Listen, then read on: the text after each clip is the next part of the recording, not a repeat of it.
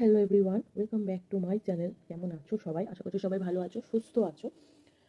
অনেক গত 3 দিন আগে মনে হয় আমি একটা ভিডিও দিয়েছি, কিন্তু তারপর আর ভিডিও দেওয়া হয়নি। ছাদ বাগানের পেছনে সময় অনেকটা দিতে লাগে।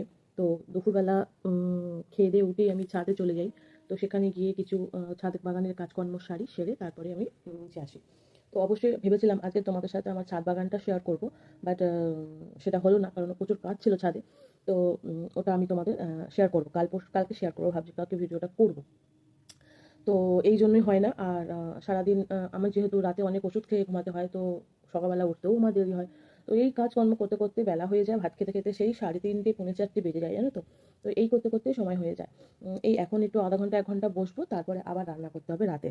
মানে রুটি রুটি তো আছেই, তার সঙ্গে আদার্স কিছু তরকারি করতে হবে। তো এই করেই আমার সময় পার হচ্ছে। সকাল থেকে প্রচণ্ড মাথাটা যন্ত্রণা করছিল, সকালে শরীরটাও খারাপ লাগছিলো, ভালো লাগছিলো না। তো ওই জন্য আরও ঝিমিয়ে ঝিমিয়ে কাজ করেছি। তো এটাই হচ্ছে কথা। তো ছাদ বাগানটা আমি আমার মতন করে, কিছু কিছু মানুষের কিছু স্বপ্ন থাকে, তো হয়তো সেই সব স্বপ্ন পূরণ হয় না, বাট এই ছাদ বাগানটাও না আমার একটা খুব ভালো লাগার জিনিস। তো যত্ন করি গাছগুলোকে, খুব ভালোভাবে যত্ন করি, সন্তানের মতন করে বড় করছি, যত্ন করছি। দেখা যাক কী ফল পাই, কতদূর ফল পাই। তো চলো আজকে তোমাদের সাথে একটা ভালো মানে বিষয় নিয়ে কথা বলতে চাই, সেটা হচ্ছে একাকিত্ব। একাকিত্বটা না অনেকটা সেই সাইলেন্ট কিলারের মতন কাজ করে, জানো তো। তোমাকে আস্তে আস্তে আস্তে আস্তে আস্তে আস্তে শেষ করবে। তাই খুব এটা যাকে একবার ঘিরে ধরবে না, তাকে আর সহজে ভালোভাবে বাঁচতে দেবে না, এবং সেখান থেকে সে বের হতে হলে তাকে অনেক কষ্ট করতে হবে। কিছু মানুষের আক্ষেপ থাকে। আসলে কি বলতো, কিছু মানুষের আক্ষেপটা না একটা সময় গিয়ে আফসোসে পরিণত হয়। সব কিছু তাদের পূরণ হয় না।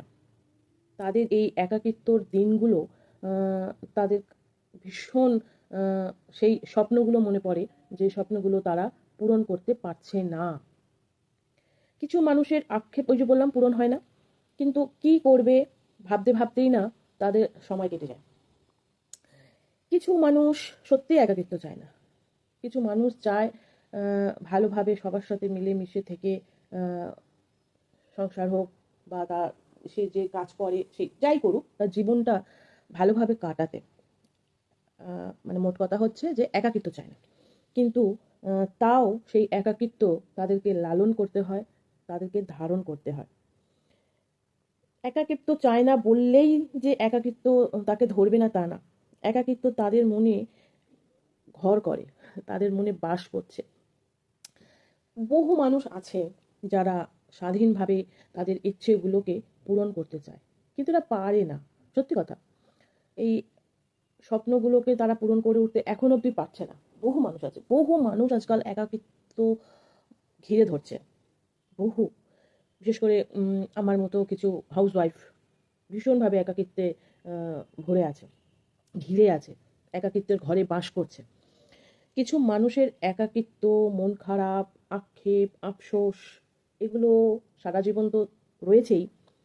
এইগুলোকে ভাবতে ভাবতেই তাদের সময় কেটে যায়, অর্ধেক সময় কেটে যায়। জীবনের অর্ধেক সময় কেটে যায়, বলা ভুল হলো, জীবনের অর্ধেক সময় কেটে যায়। ঠিক আমি এই যেন আমি যেন উম, এখানে বসে আমি পুরো একদম আমার কথাই বলতে পারি, যে সারা জীবন শুধু কি করব আর কি করব না এই ভাবতে ভাবতেই আমার জীবনের 43টা বছর কাটিয়ে দিলাম। হুম। তো ভীষণ খারাপ এই একাকিত্ব। জীবনের অর্ধেকটা সময় কেটে যায় ভাবতে ভাবতে অন্ধকার ঘরে। এই যে 4টে দেওয়াল নিয়ে যে একটা ঘর হচ্ছে, সেই ঘরটা মধ্যে দিয়েই কেটে যাচ্ছে যে কি করব আর কি করব না।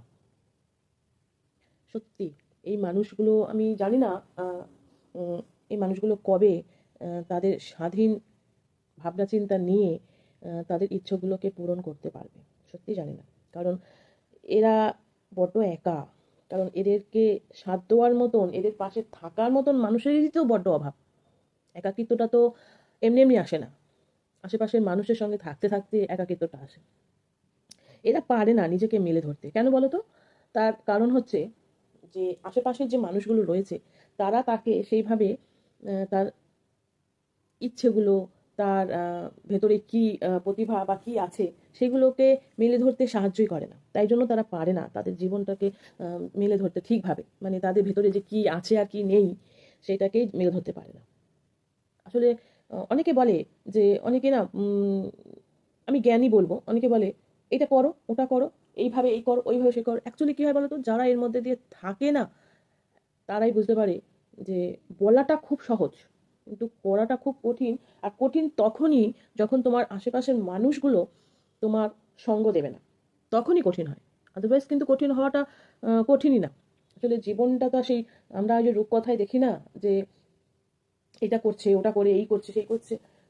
হয়তো কিছু মানুষের কাছে জীবনটা রূপকথার মতো, আবার হয়তো কিছু মানুষের কাছে জীবনটা রূপকথার মতো নয়। তাই নিজের কষ্টগুলোকে, নিজের ইচ্ছেগুলোকে, নিজের আক্ষেপ আফসোসগুলোকে নিজের ভেতরেই চেপে কত মানুষ যে গুমড়ে গুমড়ে মরছে তার কোনো ইয়ত্তা নেই। খারাপ লাগে খুব, তার মধ্যে আমি একজন। তো তবু বলবো, দিন শেষে এই একাকিত্বে থাকা মানুষগুলো যেন ভালো থাকে, সুস্থ থাকে। আবার মাঝে মাঝে ভাবি যে বোধহয় একাকিত্বটাকে, অনেকে বলে যে একাকিত্বটাকে উপভোগ করো, কিন্তু আমার মতন মানুষ যারা আছে না তারা সত্যি একাকিত্ব উপভোগ করতে পারে না। কারণ তাদের মাথায় ওই একাকিত্বে থাকতে গেলে তাদের মাথার মধ্যে নানান রকম চিন্তা ভাবনা চলে আসে, আর তখনই মানুষ অসুস্থ হয়ে পড়ে। তো এই হচ্ছে আমার আজকের বিষয়বস্তু, একাকিত্ব, যেটা আজকের দিনে বহু মানুষকে গ্রাস করে ফেলেছে, তার মধ্যে আমিও আছি। তাই নিজের ইচ্ছে, নিজের ভালো লাগা মন্দ লাগা কোনো কিছুকেই আমি সেভাবে মেলে ধরতে পারছি না। তো চলো, সবাই ভালো থেকো, সুস্থ থেকো। ভালো যদি লাগে অবশ্যই একটা কমেন্ট করো। চলো টাটা। আর যদি আমি পারি না, মানে কালকে আমি আমার ছাদ বাগানের ভিডিওটা তোমাদের সাথে শেয়ার করবো। অনেক সময় ভাবছি যে আমি আমার যে শখের জিনিস যেটা করেছি ছাদে, সেইগুলো টুকরো টুকরো করে তোমাদের সাথে শেয়ার করবো, কিন্তু বিশ্বাস করো শরীর সাথ দেয় না সে কথা, আর সময় সাথ দিচ্ছে না একদম। তো এই হচ্ছে সমস্যা। তো চলো, সবাই ভালো থেকো, সুস্থ থেকো।